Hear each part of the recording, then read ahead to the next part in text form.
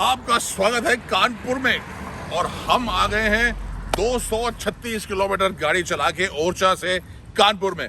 और यही बहुत अच्छी खासियत है यार। वैसे हमारे शो की ये बहुत स्पेशल चीज़ है कि हम आपको ये रियल टाइम में वीडियोस पहुंचा रहे हैं, यानी कि कोई क्रू नहीं, सिर्फ एक जनाब जो कैमरा पकड़े खड़े हैं, इनसे मिलिए। ये है मिस्टर अजय कुमार आर्य। अजय सर, हाय, नमस्कार, कैसे हैं आप?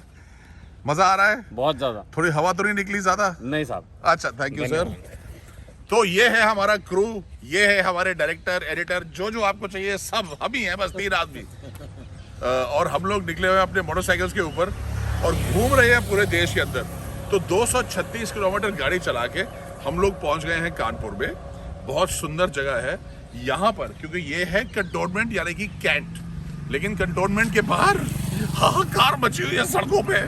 भाई साहब, मैं मोटरसाइकिल चला के कभी इतना नहीं डरा जितना यहाँ आके डरा हूँ। मुझे अपनी जान जोखिम में लग रही थी। कानपुर के वासियों, ट्रैफिक रूल्स, सड़कों पे लाइनें किसी कारण से बनती है, जरा सोचिएगा किस लिए। बहुत इंटरेस्टिंग कहानियां है। बिल्कुल, मैं तो कन्विंस हूँ कि कानपुर में जो भी मोटरिस्ट हैं, चाहे वो गाड़ी चला रहे हैं, स्कूटर चला रहे हैं, मोटरसाइकिल चला रहे हैं, उनको रूल बुक बिल्कुल टिच मालूम है। सारी उन्होंने रूल बुक पढ़ी हुई है और उन्होंने बोला ये है हमारा रूल और ये 12 के 12 रूल मैं तोड़ूंगा या तोड़ूंगी। मतलब उनको पता है एग्जैक्टली वो क्या कर रहे हैं, क्या उनको नहीं करना चाहिए। लेकिन वो सब छोड़िए, कानपुर पहुंचते पहुंचते नेशनल हाईवे 27 पे हम आए हैं ओरछा से। बहुत सुंदर हाईवे है, नया हाईवे है।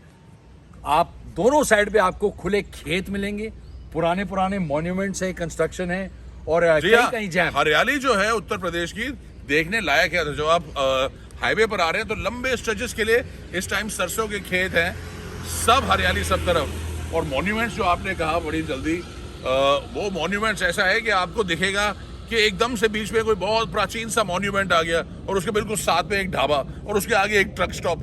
तो ये बड़ी खासियत है इन हाईवेज की।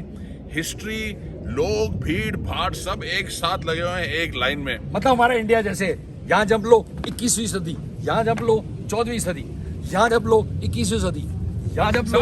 समझ गया ना? समझ गया। हाँ, ठीक। और अब आप यहाँ जंप लीजिए और ये देखिए, ये है 1875 में बनाया गया ऑल सोल्स चर्च और ये आपको मिलेगा कानपुर के कंटोनमेंट एरिया में। और इसकी कहानी बहुत ही इंटरेस्टिंग है। यानी कि जब हमारी पहली लड़ाई हुई थी आजादी की 1857 में, जिसे कई ब्रिटिश लोग कहते हैं म्यूटिनी ऑफ 1857। मतलब उनकी बात मत सुनना, उन्हें पता ही नहीं कुछ। तो ये अगर आपको कहीं दिख जाए शब्द लिखे हुए तो ये शब्द गलत है, उनको मिसअंडरस्टैंडिंग हो गई थी। उसको बोलते हैं आजादी की पहली लड़ाई में, जब कानपुर गैरिसन जो थी, जो यहाँ पर अंग्रेज थे, उनसे सरेंडर करवाया गया था, क्योंकि उनको रियलाइज हुआ कि वो लंबे अरसे तक लड़ाई करने के काबिल है नहीं।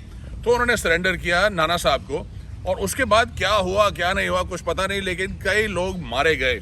तो उसे बोला जाता था अंग्रेजों के द्वारा मैसेकर ऑफ कानपुर।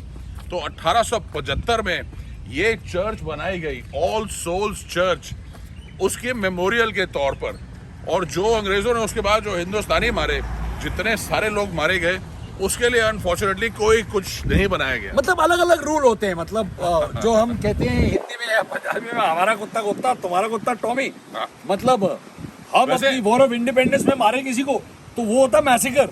और आप आगे पूरा देश ले लो और मतलब सबको 200-300 साल के लिए मतलब लोगों को तंग करो, होता है we are in charge with the rulers with the colonialism. नहीं सर, गलत है, थोड़ा सोचिए। वैसे ये बिल्कुल ठीक है। इस केस में हमारे कुत्ते ही होते हैं और उनके कुत्तों का नाम ज्यादातर टॉमी रहता था उन दिनों में। ओह यू राइट, सॉरी, ये बड़ा गलत उदाहरण था। मतलब लेकिन जो इसके पीछे भावना थी वो समझ गए ना आप। तो ऑल सोल्स चर्च जो है बहुत ही खूबसूरत चर्च है।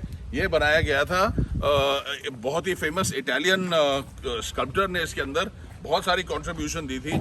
सुंदर इसके अंदर स्टेन ग्लास विंडोज हैं और एक जाली भी है बहुत खास। गॉथिक स्क्रीन जिसको कहते हैं। और उसके सामने एक है एंजल जो बना हुआ है और उसको कार्व किया था एक जो स्कल्पटर थे, जो मतलब क्वीन विक्टोरिया के बड़े फेमस थे। क्या हम हंस क्यों रहा? मैं एंजल नहीं हूं। एंजल नहीं, मतलब ये मेरे पंख हैं, मैं एंजल हूं। अपाहिज एंजल।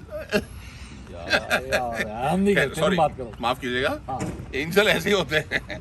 तो हम लोग यहाँ पे आए थे आपको चर्च दिखाने के लिए, और जब हम इतनी दूर आ ही गए थे तो हमने सोचा कि बेशक नो एंट्री लिखा हो यहाँ पर, और बेशक यहाँ लिखा हो कि एज पर government of India, norms church will be closed for general public due to कोविड-19। तो इस कारण हम आपको चर्च अंदर से नहीं दिखा सकते, तो हमने बाहर से ही दिखा दी। और ये जरूर आपको कहेंगे क्योंकि हम पहले यहाँ आ चुके हैं। बहुत ही खूबसूरत चर्च है। जब आप अंदर जाएं तो आपको मिलेगी कंप्लीट शांति। ज्यादा लोग यहाँ नहीं होते कभी भी। बहुत बड़ा सा कॉम्पाउंड है इसका, बहुत खूबसूरत सा।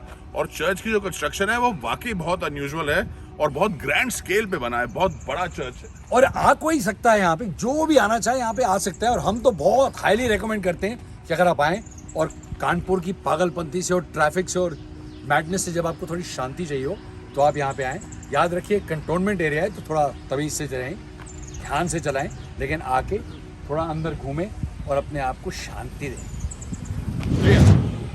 सुबह सुबह मंदिर, उसके बाद चर्च। आत्मा की भूख मिट सी गई, लेकिन पेट की भूख अभी भी है। महाराज एंजल, ओ भाई आप कौन बन चुके हैं? एंजल। एंजल भाई जरा पंख चलाइए जल्दी, चल के कुछ खाते पीते। मैंने सुना है यहाँ पर बिरयानी बहुत अच्छी मिलती है। I will bless the biryani.